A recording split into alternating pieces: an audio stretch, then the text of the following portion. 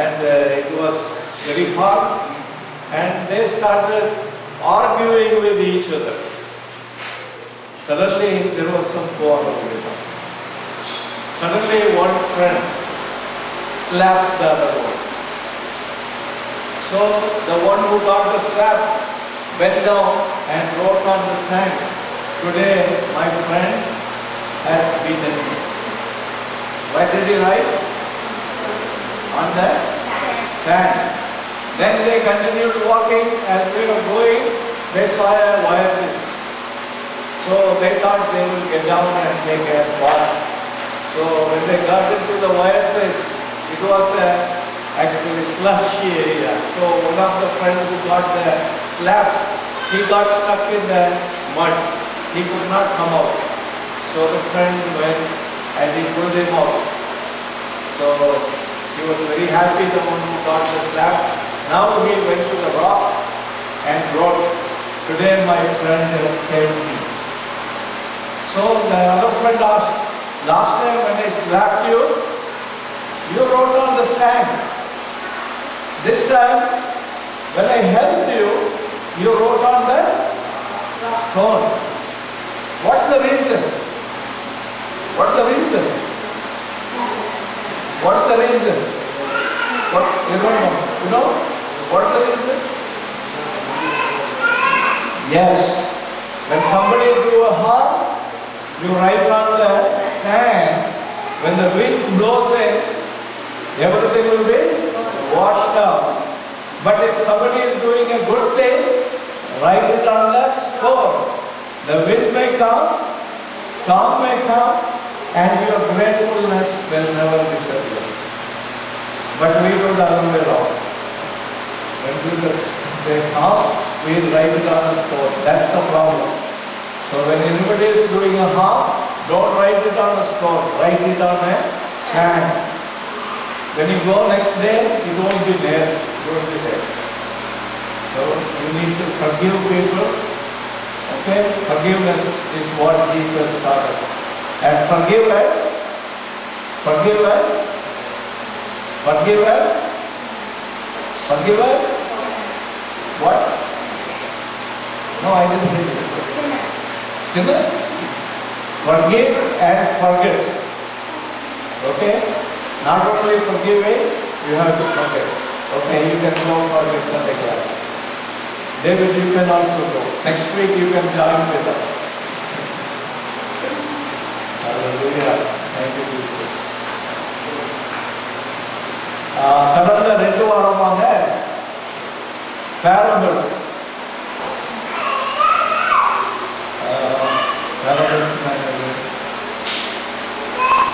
ஓமை. இயேசு கிறிஸ்து அநேக ஓமைகளை பேசினார். நான் ஏற்கனவே சொன்னேன், ஓமை என்றால் உலகத்தின் காரியங்களை நமக்கு சொல்லி பரலோகத்தின் உண்மைகளை வெளிப்படுத்துகிறது. அப்போ 2 வாரத்துக்கு முன்னால் முதலாவது பார்த்தோம், 2 கடனாளிகள். 2 பேருமே கடன் கொடுக்க முடியாததுனாலே அந்த எஜமான் 2 பேருக்கும் கடனை மன்னித்து விட்டார். ஆனால் எந்த மனிதன் அதிகமாக அன்பு செலுத்துவான், யாருக்கு அதிகமாக கடன் மன்னிக்கப்பட்டதோ அவன் அதிகமாக அந்த எஜமானை நேசிப்பான். அதே போல யாருடைய பாவங்கள் அதிகமாக மன்னிக்கப்பட்டதோ அவன் தேவனை அதிகமாக நேசிப்பான். அடுத்தபடியாக போன வாரத்தில் என்ன பார்த்தோம்? பணக்கார முட்டாள், the rich fool. ஸோ பணம் இருக்கிறவங்களாம் வயசு பீப்புளா? வேதத்தின்படி இந்த உலகத்தையே நீ ஆதாரப்படுத்திக் கொண்டாலும் உன் ஆத்மாவை இழந்து போனால் உனக்கு லாபம் என்ன? ரிச் ஃபூலை பற்றியுடைய உதாரணம் பார்த்தோம். இன்னைக்கு கல்யாண விருந்துக்கு சென்ற எஜமான், கல்யாண விருந்துக்கு சென்ற எஜமான். ஹல்லேலூயா. கல்யாணம் சொன்னாலே கொண்டாட்டம் தான். என்னெல்லாம் ரெடி ஆகும்? கல்யாணம் சொல்லியாச்சுன்னா ஹல்லேலூயா, எவ்ரிபடி கெட் ரெடி. எனக்கு டாக்டருடைய கல்யாணம் வந்தது, 60 பேர் ஃபேமிலி, புது ட்ரெஸ் எல்லாம் வாங்கியாச்சு, செலிப்ரேஷன். இப்போ அந்த கல்யாண விருந்துக்கு சென்ற எஜமான பற்றி நம்ம ஒரு ஓமை பார்க்க போகிறோம். இயேசு சொன்ன ஓமை. இதில் நம்ம என்ன படிக்க போகிறோம்னு பார்க்குறோம். Readiness from the Lord's return. கர்த்தருடைய வருகைக்கு ஆயத்தமாயிருக்கிறோமா? அதான் இதோட தீம். வாசிக்கலாம். எல்லாரும் எழும்பி நின்று லூக்கா 12வது அதிகாரம், எல்லாரும் எழும்பி நின்று லூக்கா 12வது அதிகாரம் 35 முதல் 40 வரை வாசிக்கலாம். லூக்கா 12 35 முதல் 40 வரை.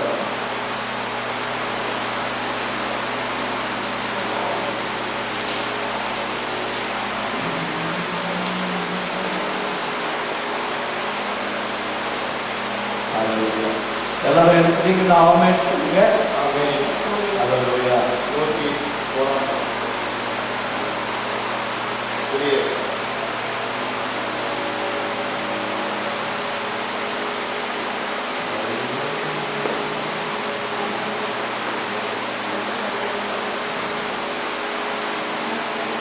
சரி, வாசிக்கலாமா?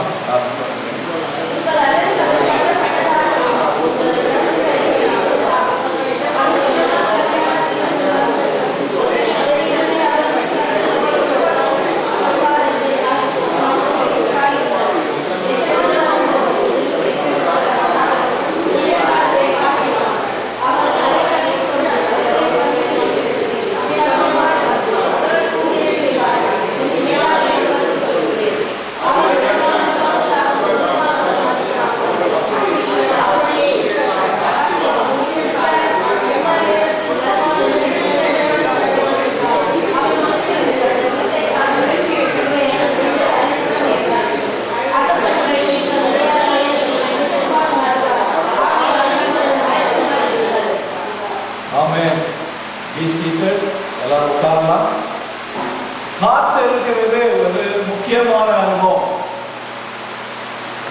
என்னுடைய வாழ்க்கையில் ஒரு நாள் நான் ஆஃபீஸுக்கு போயிட்டு திடீர்னு சிக்காயிட்டேன். திடீர்னு சிக்கானதுனால எனக்கு திடீர்னு வீட்டுக்கு வர வேண்டியது. அப்போ நான் பொதுவாக 11 மணிக்கு தான் வீட்டுக்கு வருவேன் ராத்திரி. அன்னைக்கு காலையில் 11 மணிக்கு திரும்ப வேண்டிய சந்தர்ப்பம் இருக்குது. வீட்டுக்கு வந்தேன்னா வீட்டுக்கு எனக்கு சாவி இல்லை. வீட்டில் யாரும் காத்துட்டு இருக்காங்க. எல்லாரும் அவரவர் வேலைக்கு போயிட்டாங்க. நான் காலையில் இருந்து சாயங்காலம் வர இங்கே வெளியே. அது போல இயேசு கிறிஸ்து வரும் பொழுது அவர் காத்தலிக்க போறதில்லை, அவர் உள்ளே பிரவேசித்து விடுவார் என்று வேதம் சொல்லுகிறார். ஏன்னா இயேசு கிறிஸ்து ஒரு மனிதன் இல்லை.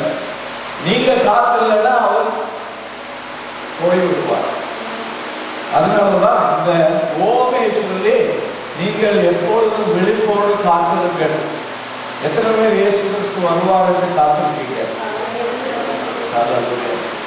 இந்த முழித்திருக்கிறத பற்றி சொல்லல, விழித்திருங்கள் சொல்லியாச்சுன்னா ஆவிக்குரிய விழிப்பு. நீங்க தூங்கிட்டு இருந்தாலும் சரீரத்துல ஆவியில விழிப்புள்ளவங்க இருந்தீங்கன்னா அவர் எந்த நேரத்துல வந்தாலும் நீங்க ஆயத்தமா இருக்கீங்க. 35வது வசனம் சொல்லுகிறது, விழித்திருக்கிறதுக்கு 2 காரியங்கள். முதலாவது என்ன சொல்லுகிறது? உங்கள் அறைகள் கட்டப்பட்டது.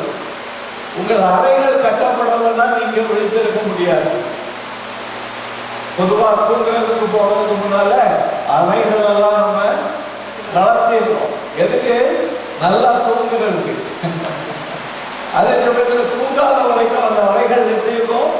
கட்டப்பட்டதா இருக்கும். 2வது உங்கள் விளக்குகள் எரிகிறதா இருக்கும். விளக்க அடைச்சிட்டீங்கன்னா அதுக்கப்புறம் என்ன? தூங்க போயிட்டீங்க அப்படின்னு சொல்லிட்டு. இந்த 2 காரியமும் ஆவிக்குரிய விதமாக நாம் பார்க்க போகிறோம். இது சரீரத்தை குறித்ததில்லை. இயேசு கிறிஸ்து சரீரத்தை குறித்து சொல்லி ஆவியிலே அதை நமக்கு அறிந்து கொள்வதற்காக தான் உண்மைகளை சொல்கிறார். யாருக்காவது தெரியுமா? இடைக்கட்டுதல்,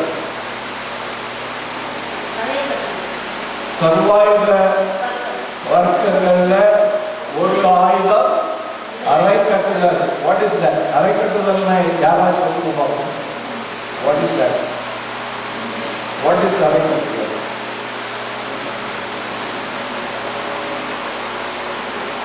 பைபிள் ஸ்டடி. எஸ், கேட்கல. சத்தியம், வசனம் அல்ல, சத்தியம். சத்தியம், குட். சத்தியம் என்னும் கச்சையை கட்டிக்கொண்டு அப்படின்னு எபேசியர் 6வது அதிகாரத்தை பார்த்தோம். இப்போ பார்க்கலாம். படிச்சது ஞாபகம் இல்லைன்னா நமக்கு வாழ்க்கையில கனி கொடுக்க முடியாது.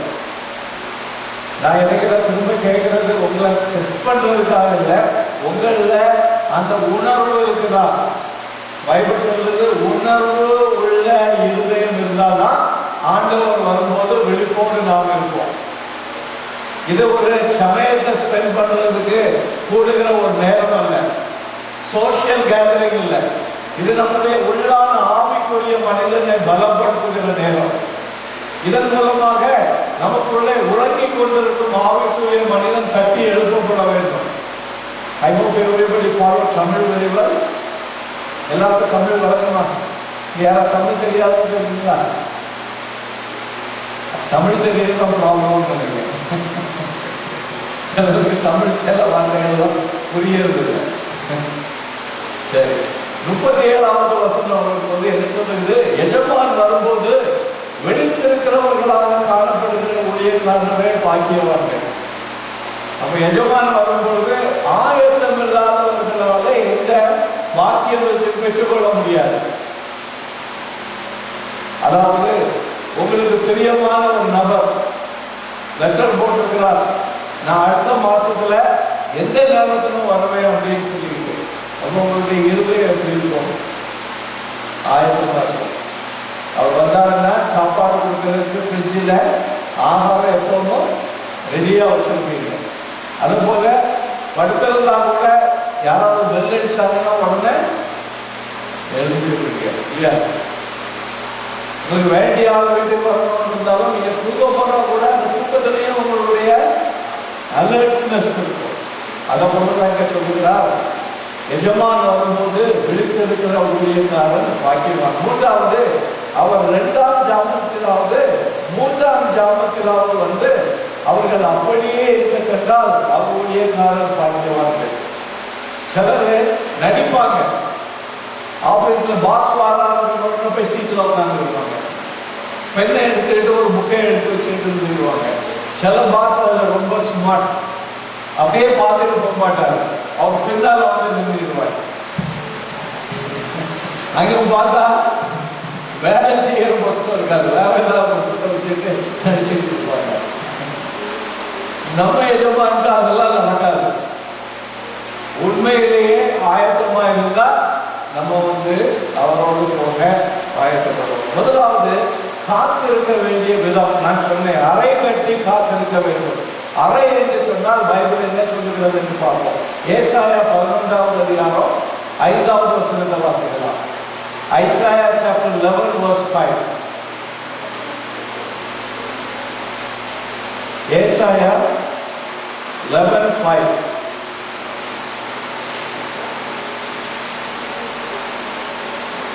நீதி அவருக்கு அரைக்கட்டும், சத்தியம் அவருக்கு இடைக்கச்சையுமாயிருக்கும்.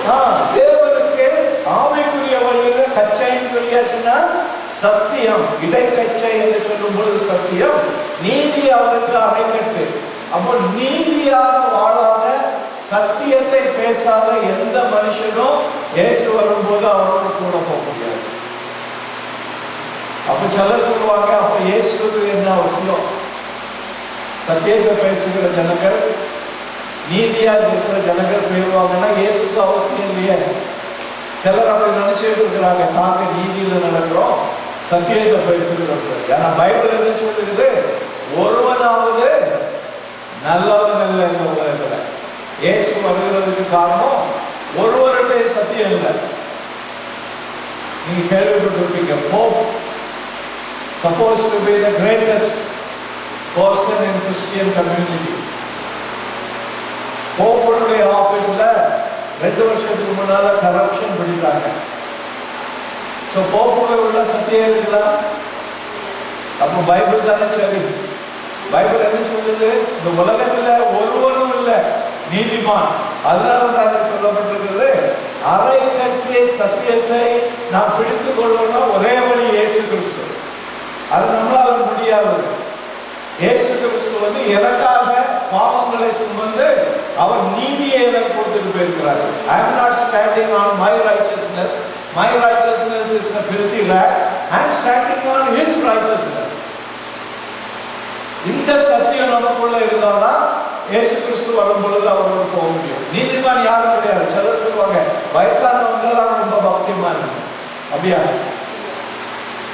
நாளைக்கு நான் இப்பவே வயசானவங்க ஆயிட்டேன். இப்போ பிள்ளைகள் இருக்கிறாங்க, 50 வருஷம் போனா same person becomes an old man. There is no change unless Jesus comes in. வயசாகிறதுனால சத்தியமா பேச மாட்டாங்க. பிஞ்சில விளையாடுறது 50 நீதிமான ஆயிடுவாங்களா? பிஞ்சில விளையாடல. So the fact is whether Jesus is there or not. இயேசு கிறிஸ்து அம்மா நீங்க வயசாயிட்டீங்க பரலோகத்துக்கு போயிருங்கன்னு விடுவாரா? விட மாட்டார். ஏன்னா இயேசு கிறிஸ்துவுக்கு எல்லாரும் பிள்ளைகள். இயேசு கிறிஸ்துவ முன்னால போனா எல்லோரும் பிள்ளைகள். அந்த வயசு வித்தியாசம் ஒன்றும் கிடையாது. அதனால வயசானவன் நான் போயிருவேன் அப்படின்னு யோசிக்காதுங்க. இங்க கவர்மெண்ட்ல கொடுப்பாங்க இல்லையா சீனியர் சிட்டிசன் பிரிவிலேஜஸ். ஹெவன்ல சீனியர் சிட்டிசன் பிரிவிலேஜ் எல்லாம் கிடையாது. There is no entitlement in heaven. நம்ம கவர்மெண்ட்ல தான் என்டைட்டில்மென்ட் இருக்கு, அங்க கிடையாது. ஹெவன்ல வந்து ஒரே காரியம், இயேசுவின் இரத்தத்தினால கழுவப்பட்டு அவருடைய நீதியில நீங்க நடக்கிறீங்களா? அதனாலதான் இங்க ஏசாயா சொல்லுங்களா, நீதி அவருக்கு அரைக்கட்டு. யாருக்கு? தேவனுக்கு நீதி அரைக்கட்டும், சத்தியம் அவருக்கு இடைக்கச்சையுமா இருக்கிறது. அப்போ உண்மை பேசாதவங்க, என்னது இல்லாதவங்க, இடைக்கச்சை இல்லாதவங்க. இடைக்கச்சை இல்லாம பெல்ட் இல்லாம பேண்ட்ஸ் லூசா இருந்ததுன்னா so you will be put to shame. பிசாசுடைய தந்திரம் தான். நீங்க சத்தியம் பேசலன்னா he will bring you in such a situation one day, he will expose you, you will be put to shame. உங்களுடைய மரியாதையை இழந்து போக பண்ணுவான் பிசாசு. பொய் பேசுகிறவங்க கொஞ்ச நாள் நினைக்கிறாங்க எல்லாம் நல்லா இருக்குன்னு சொல்லி, ஒரு நாள் அப்படி ஒரு சிச்சுவேஷன்ல கொண்டு விட்டுருவான். புட்டு என்ன ஆயிரும்? புட்டா வந்துடும் சொல்லுவாங்க. புட்டு வந்துருவாங்க. அதனால நீங்க சத்தியம் என்னும் கட்சியையும் நீதி என்னும் என்ன இடைக்கட்சியா அரைக்கட்டையும் கட்டி இருக்க வேண்டும் என்று வேதம் சொல்கிறார். நீதி இல்லாம மனுஷன் தேவன்கிட்ட போக முடியாது. நீதி நம்முடைய நீதி இல்ல, தேவனுடைய நீதி. அதனால யாரும் செல்ஃப் வில்ல பரலோகத்துக்கு போக முடியாது. There are people who think I am very strong in my self will. Self will ஒன்றும் அங்க வேலை செய்யாது. பிசாசுனால self will வேலை செய்யாது. ஒரு ரிசர்ச்ல they have found out self will உள்ள ஆட்கள் எல்லாம் இன்டர்நெட்ல போனோகிராஃபில விழுந்து போறாங்க. They think the world does not know them. உலகம் ஒருவேளை அவங்கள பார்க்காம இருக்கும், ஆனா யார் பார்த்துட்டு இருக்கிறார்? தேவாதி தேவன் பார்த்துட்டு இருக்கிறார். என்ன ஒரு வசனம் வாசிங்க, ஏசாயா 22:21. Isaiah chapter 22 verse 21.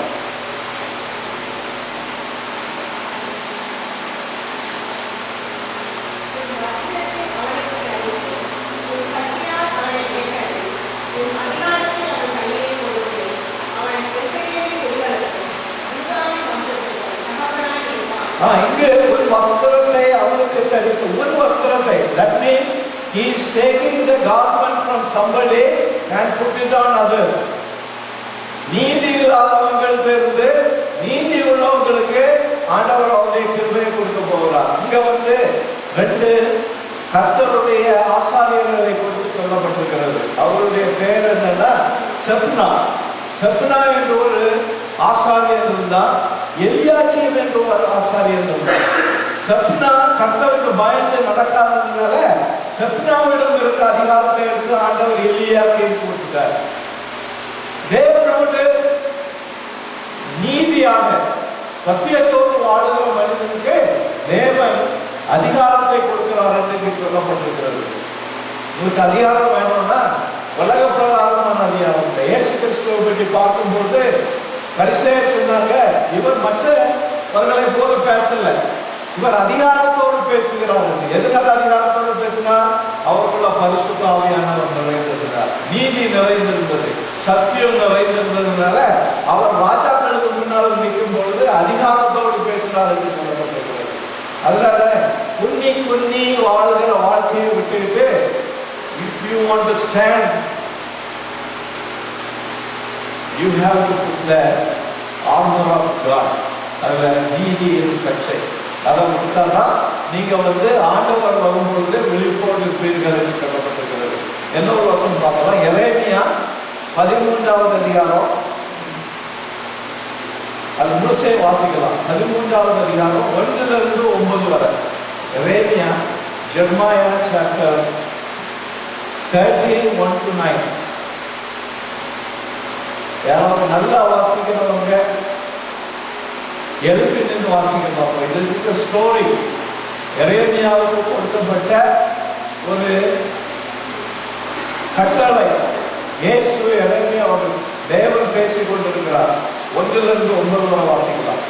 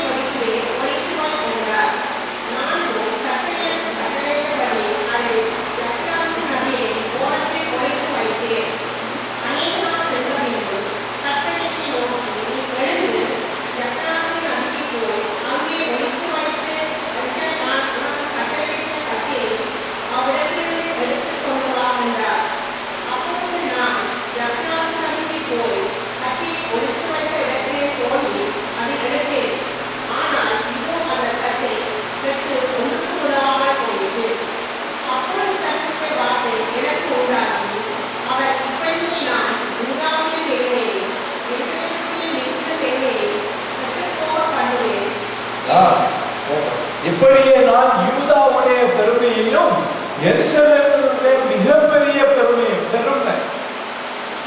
பெருமை தேவனுக்கு விரோதமானது. பெருமை இருந்தா நீதியில நடக்க முடியாது. இங்க ஒரு உதாரணத்தை சொல்லுகிறார். எரேமியாட்ட ஒரு கச்சையை வாங்கி கெட்டுன்னு சொன்னாரு. அதுக்கப்புறம் சொன்னாரு, போய் கச்சையை ஆற்றங்கரையில போய் புதைச்சு வச்சிரு அப்படின்னு சொல்லி. கொஞ்ச நாள் கழிச்சு எரேமியாட்ட சொன்னாரு, போய் அதை எடுத்துட்டு வா அப்படின்னு சொல்லி. அங்க போய் அவன் எடுத்தாலும் அங்க என்ன இருந்தது? கச்சையெல்லாம் வித்து போச்சுது.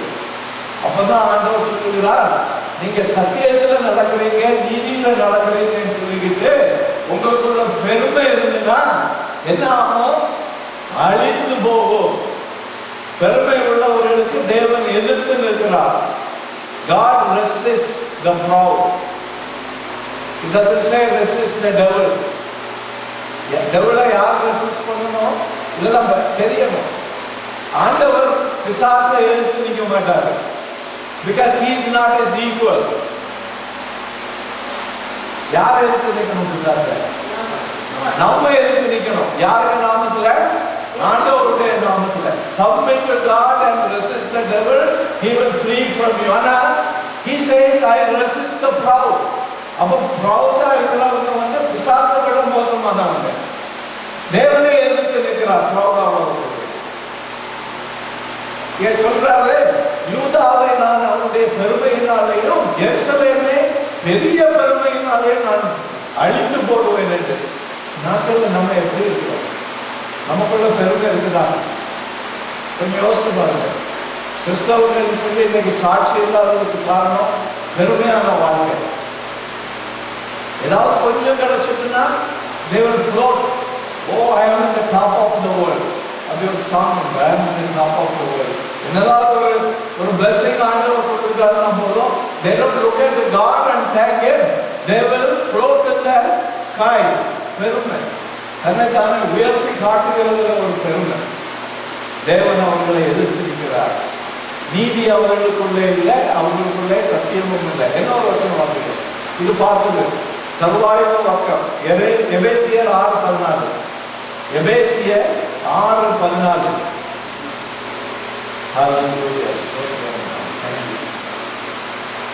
பின்னால சத்தம் கேட்குதா நான் பேசுறது?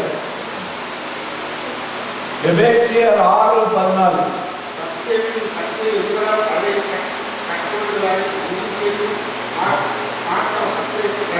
சரி, அவ்வளோ போதும். ஆனா நமக்கு இன்னும் அநேக சர்வாயுத வர்க்கங்களுடைய யாருக்காவது ஞாபகம் இருக்கா? முதலாவது என்ன? சர்வாயுத வர்க்கம் இன்னும் உண்டு, ஞாபகம் இருக்கா? என்னெல்லாம் சர்வாயுத வர்க்கம் படிச்சோம்?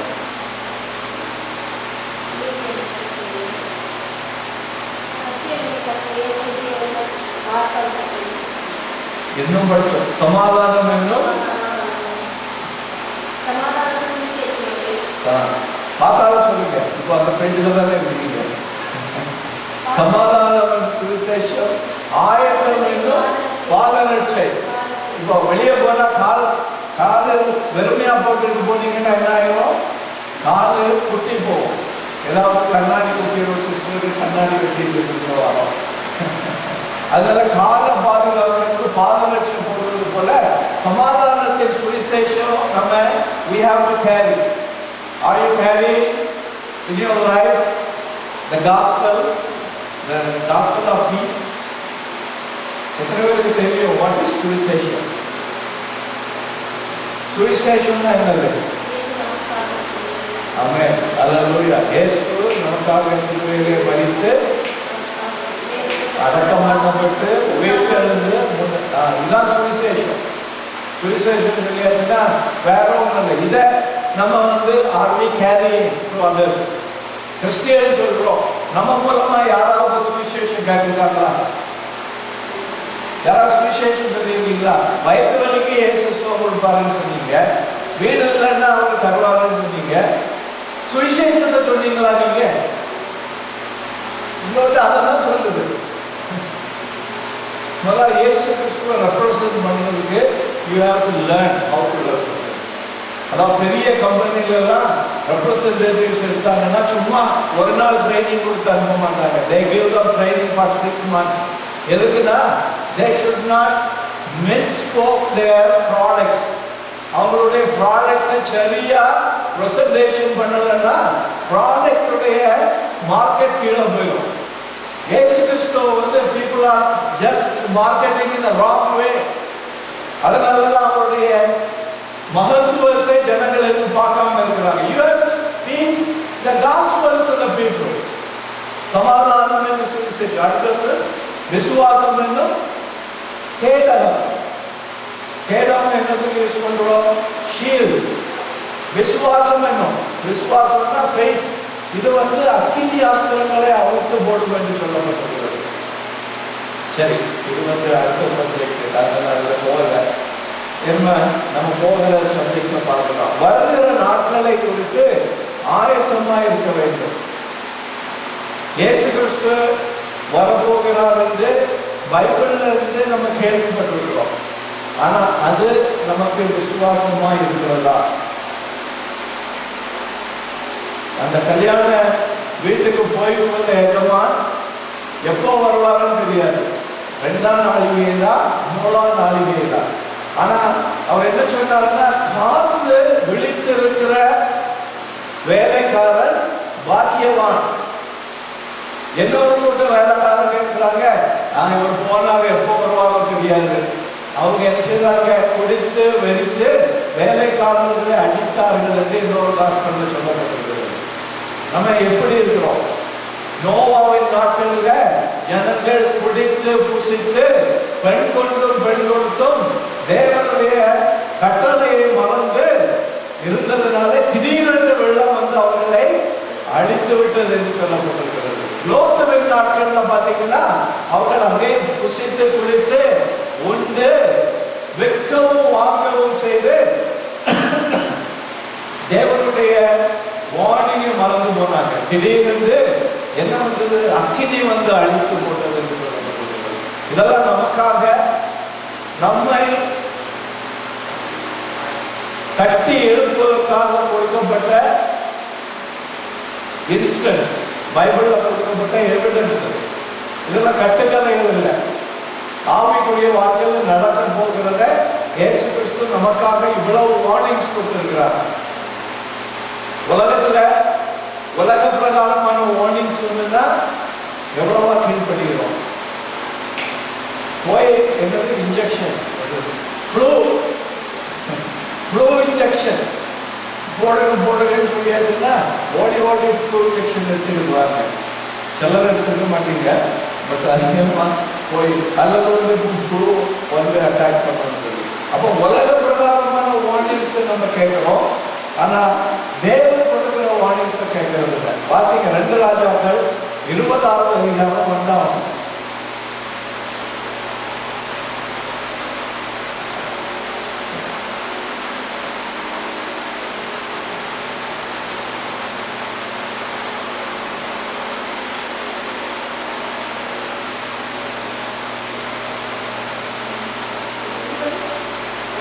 ரெண்டு ராஜாக்கள் 20வது அதிகாரம் 1ஆவது வசனம். அந்த நாட்களில் எசேக்கியா வியாதிப்பட்டு மரணத்துக்கு ஏதுவாய் இருந்தார்.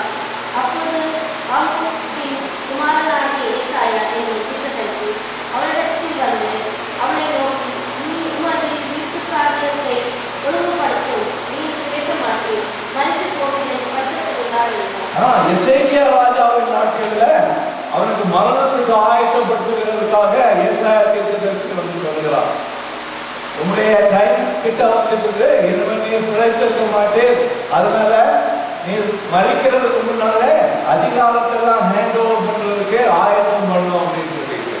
ஆனா இங்க வந்து அவன் என்ன செய்யலாம்? ஜெபிக்கலாம், ஆண்டவருக்கு ஜெபிக்கலாம், எனக்கு வயசை கூட்டி தாரோம் ஆண்டவரே அப்படின்னு சொல்லிட்டு. ஆண்டவர் வயசை கூட்டி கொடுத்தாரா? 15 ஆண்டுகள் கூட்டி கொடுத்தார். அப்ப தேவ சமூகத்தில் இருக்கிறவங்களுக்கு தேவன் உணர்வை கொடுப்பார். அதே சமயத்தில் நம்ம அவரோடு தொடர்ந்து நம்முடைய வாழ்க்கையை நடத்தும் பொழுது நம்ம வாரிக்கொண்டு போகாது, நம்முடைய முடிவு நம்மை வாரிக்கொண்டு போகாது. நம்ம தெளிந்த புத்தியோடு இயேசு அவருடைய ஜீவனை பிதாவின் கரத்திலே ஒப்பு கொடுத்தார். அந்த ஒப்பு கொடுக்கிற அனுபவம் நமக்கு வேணும். ஆண்டவரே நான் ரெடியானவரே, நீ இன்னைக்கு வந்தாலும் நான் வர்றதுக்கு ஆயத்தமா இருக்கிறேன். சிலர் சொல்லுவாங்க, எனக்கு பிள்ளை ஸ்கூல்ல படிச்சுட்டு இருக்கு, அது BA முடிச்சுட்டுனா நான் வருவேன், அதெல்லாம் ஆண்டவர் காத்து கொடுப்பார். அடுத்தவங்க சொல்லுவாங்க, ஐயோ என் பையன் வாலிப பையனா இருக்கலாம், கல்யாணம் பண்ணி வைக்கணும், அதுக்கு பிறகு நான் வரேன். இதெல்லாம் ஒன்றும் அவர் கூட போகாது. எனக்கு ஒண்ணுமே கைக்குள்ள பிடிச்சிட்டு இருக்கக்கூடாது, இதை முடிச்சாதான் நான் போவேன். இதெல்லாம் வந்து டெம்பரரி, அதாவது இட்ஸ் நாட் அ டிரான்சியன்ட் சொல்லுவாங்க, it's not a permanent thing to hold. இந்த காரியங்கள் எல்லாம் முடிந்து போகிற காரியங்கள். அதனால இவைகளை வைத்து தேவனை தேடாதபடி நம்ம இருக்கக்கூடாது. இங்க வந்து ஏசாயா தீர்க்கதரிசி நல்லவனா, ஏசாயா தீர்க்கதரிசி எசேக்கியா ராஜா நல்ல ராஜாவா இருந்தார். ஆனால் கடைசியில அவருக்கு ஆஸ்தி மேல கண் போனதுனால தேவனுடைய கோபாகம் வந்து இவ்வளவு விளக்கம் செய்த பிறகோ அவனுக்கு பெருமை வந்தவங்க அவன் என்ன பண்ணுனா, அந்நிய ராஜாக்களுக்கு தன்னுடைய எல்லா ஆஸ்திகளையும் திறந்து காட்டுறான். அப்போ பெருமை வந்த உடனே நம்ம தேவனிட்ட போய் நன்றி சொல்லாதபடி உலகத்துக்கு நம்ம காட்டக்கூடாது. That's what we learn. அடுத்தபடியா மத்தேயு 25வது அதிகாரம் 10வது வசனத்தை வாசிக்கலாம்.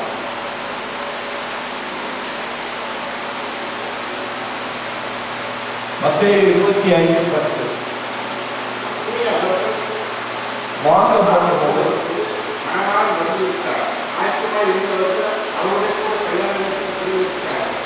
கதவும் அடைக்கப்பட்டது. அவர்கள் என்ன வாங்க போனார்கள்? என்ன வாங்க போனாங்க? அப்போ மணவாளன் வருவார்கள் சொல்லிட்டு அவங்ககிட்ட என்ன இல்லை? எண்ணெய் இல்லை. அவங்ககிட்ட என்ன இருந்தது? விளக்கு தண்டு இருந்தது. விளக்கு தண்டு எண்ணெய் இல்லாம எரியுமா? அது போலதான் கிறிஸ்தவ ஜீவியம் பரிசுத்த ஆவி இல்லாது. பரிசுத்த ஆவியை பெற்றுக்கொள்ளாதபடி கிறிஸ்தவங்க இன்னும் வாழ்ந்து இருக்கிறாங்க. மணவாளன் வரும்போது அங்க லைட் எரியாது. அந்த நேரத்தில் அங்கே எங்கேயும் ஓடுனீங்கன்னா நம்ம போயிட்டு வர்றதுக்கிடையில மணவாளன் என்ன செய்வார்? கதவை பூட்டிடுவார். அதனாலதான் சொல்லப்பட்டிருக்குது, நீங்க ரட்சிக்கப்படுங்க, பரிசுத்த ஆவியை பெற்றுக்கொள்ள தேவனிடம் கெஞ்சி ஒவ்வொரு நாளும் மன்றாடுங்க, நிரப்புங்கன்னு சொல்லி இயேசு கிறிஸ்து சொன்னாரு, தகப்பன் அப்பத்தை கேட்டால் பணம் எல்லாம் சொல்லிட்டு கடைசியில் சொன்னாரு, இந்த பரமபிதா பரிசுத்த ஆவியை கேட்கிறவர்களுக்கு கொடுக்காமல் இருப்பாரோ? பரிசுத்த ஆவியை என்னைக்காவது கேட்கிறீங்களான்னு எத்தனையோ தடவை கேட்டாச்சு. எத்தனை பேர் நீங்க பரிசுத்த ஆவியை பெற்றுக் கொண்டீங்களோ எனக்கு தெரியாது. I am not the judge. It is between you and God. ஆனா அவரை பெற்றுக்கொள்ளுகிறது வரை நீங்க என்ன செய்யணும்? பெற்றுக்கொள்வதற்கு தாகம் வேணும் பைபிள் சொல்லுது.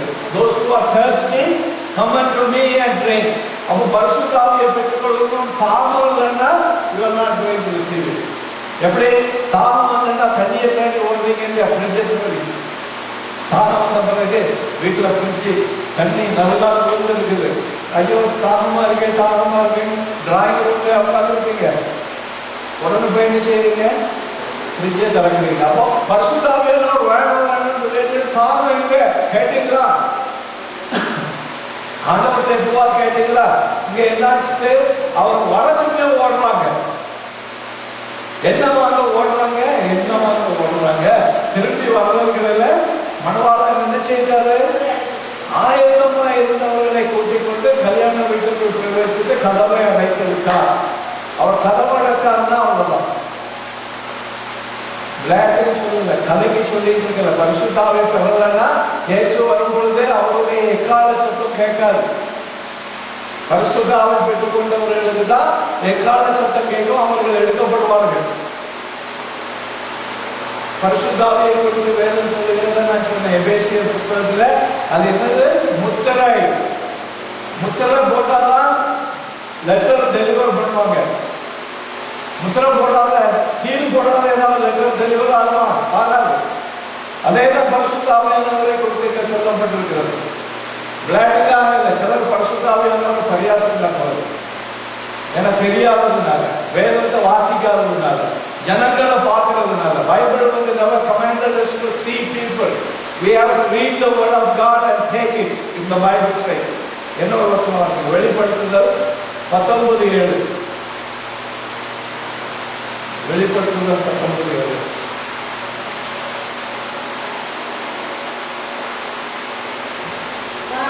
சந்தோஷப்பட்டு கழித்து அவருக்கு துதி செலுத்த கடவோம். ஆட்டுக்குட்டியானவருடைய கல்யாணம் வந்தது, அவருடைய மனைவி தன்னை ஆயத்தம் பண்ணினாள் என்று சொல்ல கேட்டேன். என்ன கேட்டீங்க? என்ன கேட்டீங்க? மனைவி ஆயத்தமானாள். யார் அவருடைய மனைவி? சபை ஆயத்தமா? ஆயத்தமானது என்று சொல்ல கேட்டேன். ஆயத்தம் இல்லாததெல்லாம் எங்க போயிடும்? கீழே போயிடும். ஆயத்தமானது மேல போகும். இங்க வந்து தெளிவா சொல்லப்பட்டிருந்தது, ஆட்டுக்காட்டியானவருடைய கல்யாணம் வந்தது, அவருடைய மனைவி தன்னை ஆயத்தம் பண்ணினாள் என்று சொல்ல கேட்டேன். அது ஆயத்தமா இல்லாதவங்க கைவிடப்படுவாங்க.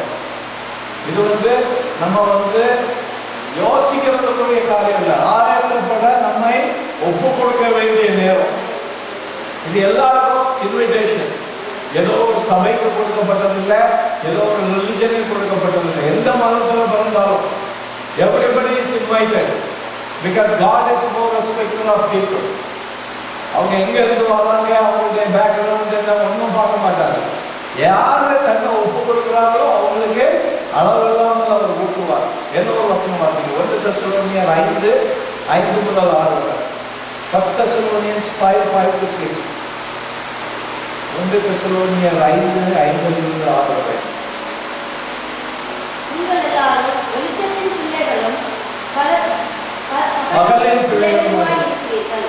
நாம் இரவுக்கு இருளுக்கு உள்ளானவர்கள் அல்லவே. ஆகையால் மற்றவர்கள் தூங்குகிறது போல நாம் தூங்காமல் விழித்துக் கொண்டு தெரிந்தவர்களாய் இருக்க வேண்டும். அப்போ வெளிச்சத்தின் பிள்ளைகள், the children of light, there are children of darkness. நம்ம வந்து children of darkness இல்லை. இருள் வந்தாச்சுன்னா ஒரு கூட்டம் ஜனங்களுக்கு கொண்டாட்டம். யாருக்கு தெரியுமா? ஷேடி பிசினஸ் பண்றவங்களுக்கு. அவங்க பகல ஆக்டிவா இருக்க மாட்டாங்க. ஷேடி பிசினஸ் ஒரு இன்ட்ரெஸ்டிங் சப்ஜெக்ட் நான் வாசித்தேன். ஜூரிக், சுவிட்சர்லாந்துல, அதாவது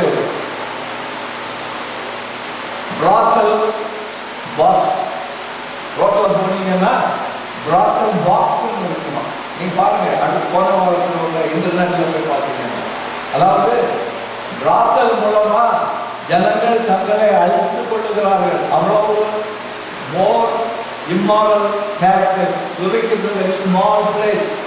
அதனால government they authorized brothel boxes. அதுல கார் உள்ளவங்க தான் டீல் பண்ண முடியும். கார் கொண்டு விட்டாச்சுன்னா the government provides what they wanted, so that the government protects people from falling into various sicknesses. எவ்வளவு deterioration பாருங்க. I'm not talking about the story. உலகத்துல richest country இருக்குன்னா சுவிட்சர்லாந்து. அங்கே நடக்கிற சம்பவத்தை நான் சொல்றேன். அதனால இங்க தேவன் சொல்கிறார், நீங்கள் எல்லோரும் வெளிச்சத்தின் பிள்ளைகள், இருளின் பிள்ளைகள் அல்ல, பகலின் பிள்ளைகளுமா இருக்கிறீர்கள். நாம் இருளுக்கும் உள்ளானவர்கள் அல்ல. We have no business in the night. We are not dealing our businesses in the night. அதனால என்ன சொல்கிறார்? நீங்கள் அவர்களை போல இல்லாதபடி வெளிப்புள்ளவர்களாயிருங்கள். இதுக்கு அர்த்தம் என்ன? ஹோல் திங் இஸ் நம்ம பரிசுத்தம் உள்ளவர்களாய் இயேசு கிறிஸ்துவுக்கு வருகைக்கு காத்திருக்கிறோம். பல நேரங்களில் உலக போராட்டங்களில் இவைகளை நாம் மறந்து விடுகிறோம். அதனால தான் சொல்லுகிறார், நீங்க வெளிச்சத்தின் பிள்ளைகள். You are the light of the world. வெளிச்சத்தை குறித்து நம்ம பார்க்க போறோம். It is not the tube light. The people who are around us will say, this person is different. கொஞ்ச நாள் கழிச்சு அவங்களுக்கு தெரியும், இயேசு கிறிஸ்து இவருக்குள்ள இருக்கிறார், அதனால தான் அவர் different. That's a witness. நம்ம வேலை செய்கிற இடங்கள்ல Christians should have a witness, because you will not be like other people. You will be different. வாசிக்க வெளிப்படுத்துதல் 3:11. வெளிப்படுத்துதல் 3:11.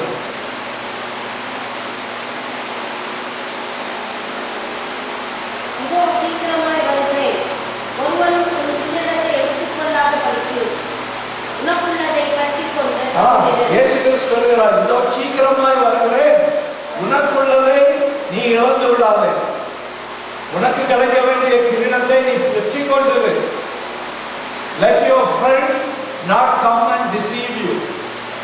சில நேரங்களில் நாம் எதனால விழுந்து போகிறோம்? உலகத்தார பார்க்கிறோம், சுற்றி இருக்கிறவங்களை பார்க்கிறோம்.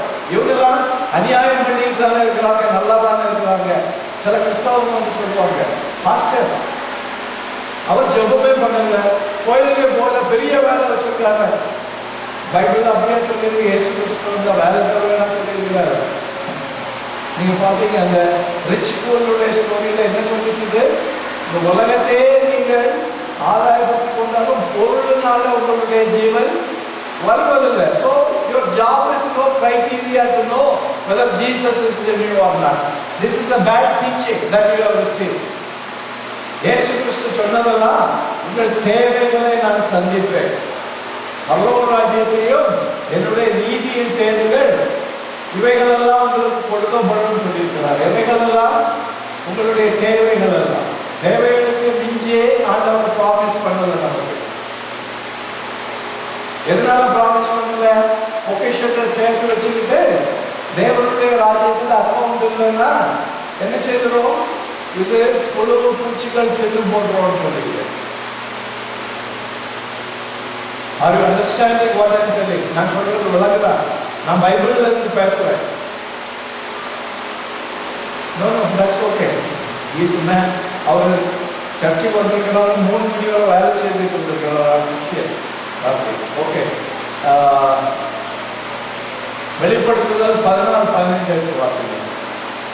தாகம் உள்ளவன் என்னிடத்தில் வந்து பணமும் இல்லாமல் கிரையும் இல்லாமல் நீங்க குடிங்கன்னு சொன்னார். தேவனிடத்துக்கு வர்றதுக்கு பைசா வேண்டியதில்லை. He is not asking for money.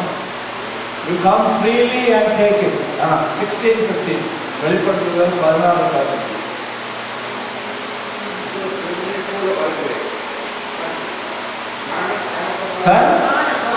மானம் மானம் என்னது? ஷேம். தன் மானம் காணப்படத்தக்கதாக பாக்கியவான். இது எந்த வஸ்திரத்தை சொல்லப்பட்டிருக்குது?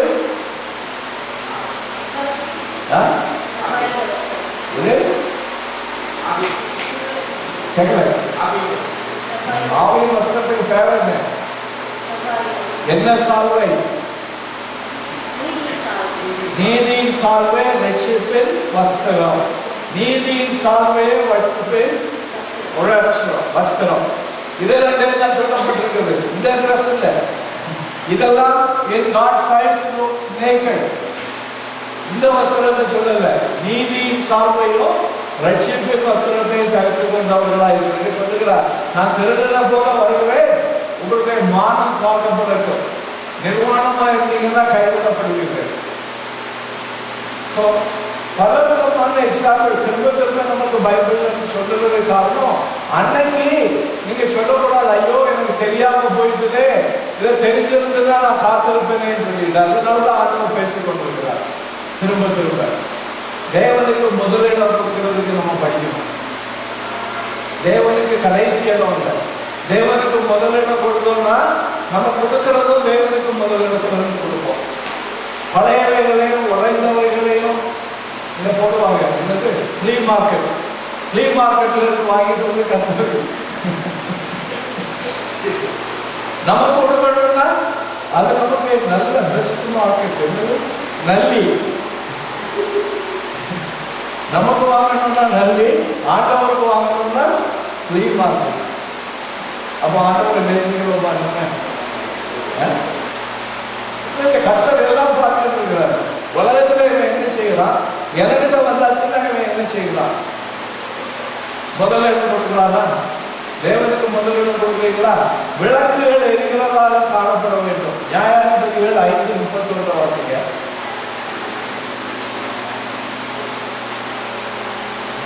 நியாயாதிபதிகள் 5:31.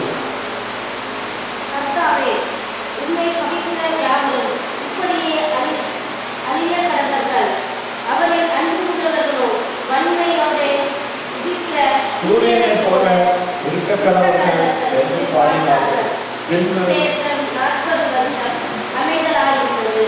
இது ஒரு கதை உங்களுக்கு தெரிஞ்சிருக்கும். நியாயாதிபதிகள்ல யாகேல் என்ற ஒரு ராஜா இருந்தார். இந்த யாகேல் மிகவும் கொடூரமானவர். அப்போ அந்த தேசத்துல சிசேரா, யாகேல் என்ற ஒரு லேடி இருந்தா, சிசேரா என்ற ஒரு ராஜா இருந்தார். இந்த சிசேரா ராஜா மிகவும் கொடுமையானவன். அந்த தேசத்துக்காரங்க இவன் எப்போ அழிவான், எப்போ தொலைஞ்சு போவான், நமக்கு நல்லா இருக்கலாமே இருந்தாங்க. இந்த சிசேரா ராஜா ஒரு நாள் யாகேலுடைய வீட்டு பக்கத்துல வரும்போது தாகமா இருந்ததுனால யாகேல்கிட்ட தண்ணி கேட்கலாம்.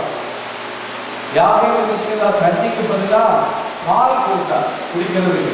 ராஜா நல்லா குடிங்க, அவருக்கு நல்ல வெண்கல பாத்திரத்துல எல்லாம் ஊற்றி கொடுத்து அவர் நல்லா குடிச்சுக்கிட்டு நல்லா தூங்கினாரு.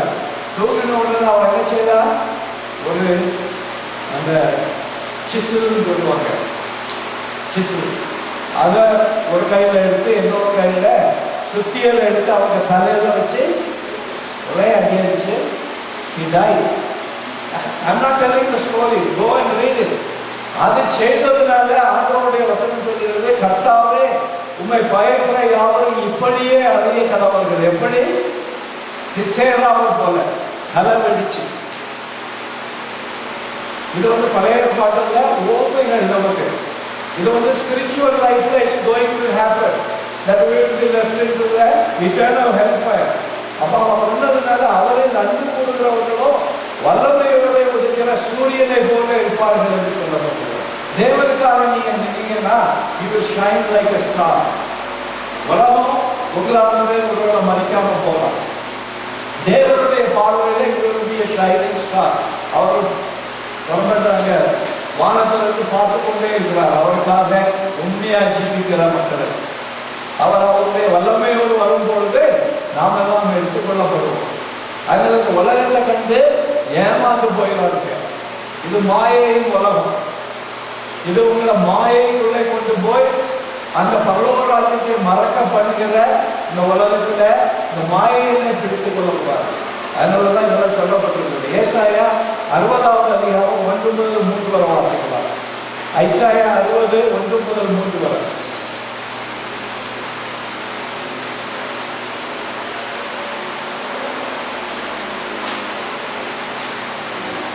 ஏசாயா 60 1 முதல் 3 வரை. எழும்பி பிரகாசி, உன் ஒளி வந்தது, கர்த்தருடைய மகிமை உன்மேல் உதித்தது. இந்த ஒளி டியூப்லைட்ல இருந்து வர ஒளி இல்லை. இந்த ஒளி தேவனுடைய மகிமை உன்னிலே உதித்தது. அப்போ தேவனோடு கூடுதல் ஐக்கியம் வைத்திருக்கிறவருடைய வாழ்க்கையில ஒரு ஒளி இருக்குது. That ஒளி cannot be hidden from the sight of God.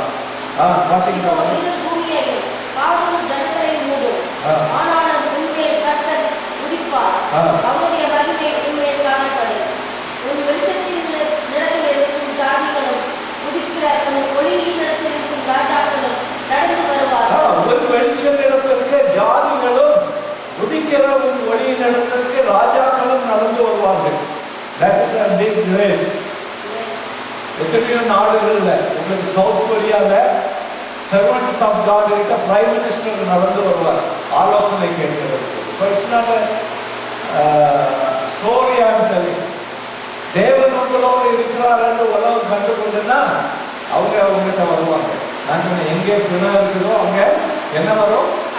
கழுகு வரும். எங்கே பொக்கிஷம் இருக்குதோ அங்கே என்ன வரும்?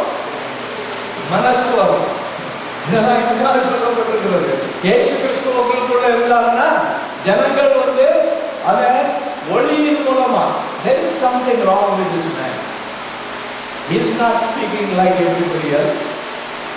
உலகத்தில் கூட பாலிஷ் போட்டு ஒத்து தங்களை அழித்து கொடுக்கிறத தேவனுக்காக தைரியமா பேசி தேவன் வரும்போது போவது நமக்கு கிருபையை கொடுக்கும். தேவன் நீதி உள்ளவர், அவர் சத்தியம் உள்ளவர். அவருடைய அன்புல நீதி இருக்கிறதுனால உலக அன்பை போல அவர் காட்ட மாட்டார். He cannot say, a sinner, you are a righteous man, unless the sinner repents and commits his life. The same person, the difference about him, he accepts sinners, but he does not accept sinner and keep him as sinner. He calls the sinner and make him to repent for his sin.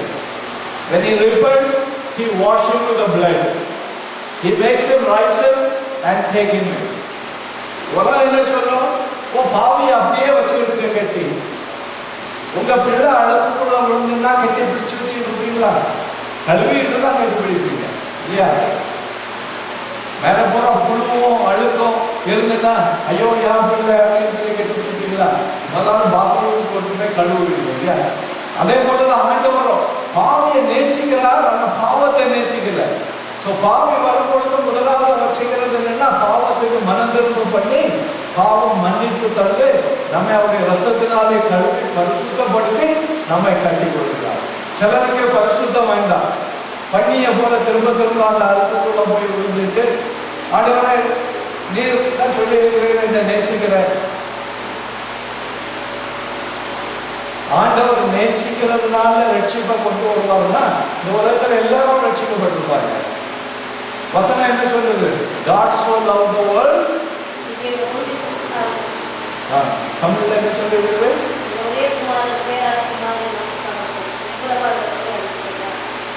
வாசிப்போம்.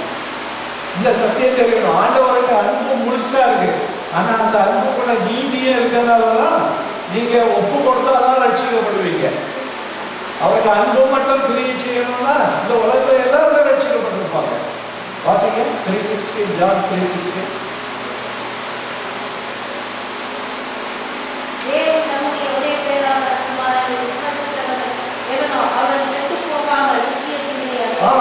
ஏன் சொன்னாரு? விசுவாசிக்கிறவன் எவனும் அன்பு பண்ணதான் எல்லாரும் பண்றாங்களா? அதான் என்ன செய்யணும்? விசுவாசிக்கணும். எதை விசுவாசிக்கணும்? சுவிசேஷத்தை விசுவாசிக்கணும். அவருடைய ரத்தத்தினாலே நம்முடைய பாவங்கள் மன்னிக்கப்படுது. சரி, இன்னொரு வசனம் வாசிக்கலாம். மத்தேயு 5:14, 5:14, Matthew 5:14. Thank you Lord. Hallelujah. நீங்கள் பூமிக்கு உப்பாயிருக்கிறீர்கள். உப்பானது சாரமற்று போனால் எதினால் சாயமாக்கப்படும். வெளியே கொட்டப்படுவது 14. நீங்கள் உலகத்துக்கு வெளிச்சமாயிருக்கிறீர்கள். மலையின் மேல் இருக்கிற பட்டணம் மறைந்திருக்க மாட்டாது. நீங்கள் உலகத்துக்கு வெளிச்சமாயிருக்கிறீர்கள். Are we light to the world? நம்மளை பார்த்து சொல்லுகிறார், நீங்க உலகத்துக்கு எப்படி இருக்கீங்க? வெளிச்சமா இருக்கீங்க. வெளிச்சமா இருக்கிறோமா? உலகத்துக்கு வெளிச்சமா இருக்கிறோமா? அவர் இவ்வளவு கான்பிடன்ஸா சொல்லுகிறார். எதனால சொல்லுகிறார்? நம்முடைய நீதியில நடக்கல. கிறிஸ்தவங்க அவங்களுடைய நீதியில நடந்தாச்சுன்னா இந்த ஒளி வராது. அதனாலதான் தெளிவா சொல்லுகிறார், நீங்கள் இந்த உலகத்துக்கு ஒளியா இருக்கிறார்கள். மலையின் மேல் வைத்த பட்டணம் மறைக்கப்படாது. We are all exposed to the world. Secret Christian நடக்காது. மலையின் மேல் வைக்கப்பட்ட பட்டணம். Everybody has to see our Christian life. அது நான் வீட்டில் தான் கிறிஸ்டியன் போல இருப்பேன். நான் சர்ச்சுக்குள்ள வந்தால் தான் கிறிஸ்டியன் போல இருப்பேன். வெளியே போனா சிரிப்பாங்க. ஆண்டவர் என்ன சொன்னார்? உலகத்தில் உங்களை என்னை அறிக்கை பண்ணாதவன நான் அறிக்கை பண்ண மாட்டேன்னு ஆண்டவர் சொல்லியிருக்கிறார். அப்ப இங்கே தேவனை அறிக்கை பண்ணி பழகணும். We have to learn reaching out people. எப்படி ரீச் அவுட் பண்ண முடியும்? முதல்ல நேசிக்கணும். When you love people, then we come to speak the truth. நேரா போய் சொல்ல வேண்டாம். When you have some friends, try to share the truth. அதனால ஃப்ரெண்ட்ஷிப் கெட்டு போகணும்னு பயப்படாதுங்க. Because you are saving one's soul. என்னோட வசனம் வாசிக்கலாம். அப்போஸ்தலர் 13வது அதிகாரம் 47வது வசனம்.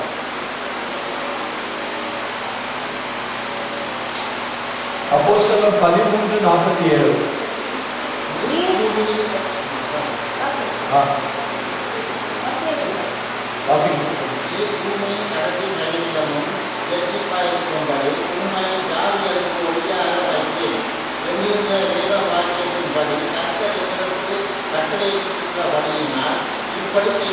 கட்டளைகளுக்கு கட்டளையிட்டிருக்கிறபடியினால் இப்படி செய்கிறோம். அப்ப இது கட்டளை.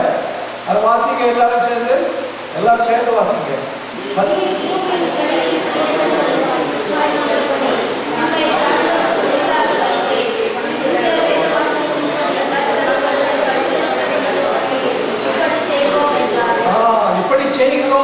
எப்படி செய்கிறோம்? தேவன் வழியா இருக்கிறது போல நாங்களும் வழியா இருக்கிறதுனால ஜனங்களுக்கு போய் சுவிசேஷத்தை அறிவிக்கிறோம்.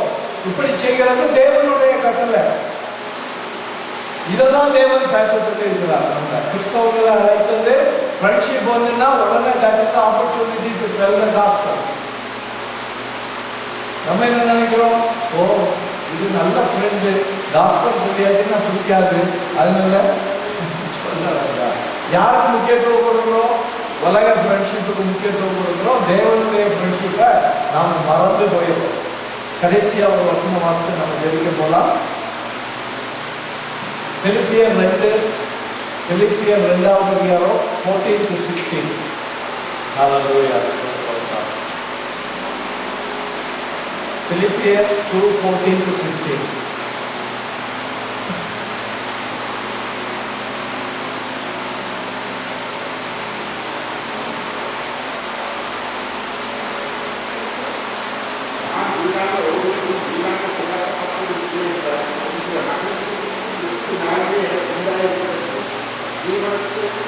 ஜீவ வசனத்தை பிடித்துக் கொண்டு உலகத்திலே சுடர்களை போல சந்தோஷங்களை நீங்கள் சந்ததியின் நடுவிலே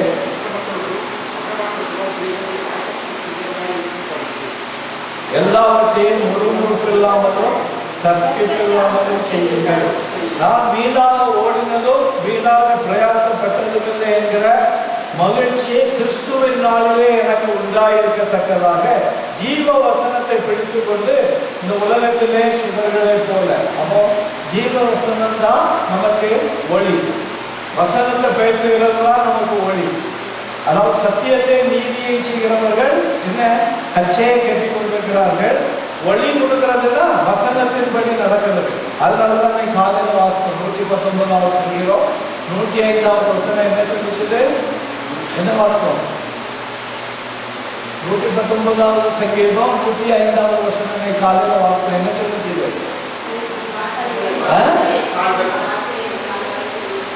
என்ன?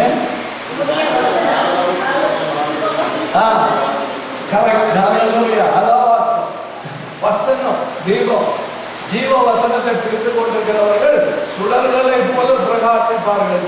அப்போ வசனத்துக்கு நீங்க இம்பார்ட்டன்ஸே கொடுக்கறதில்லைன்னா எப்படி பிரகாசிக்க போறீங்க?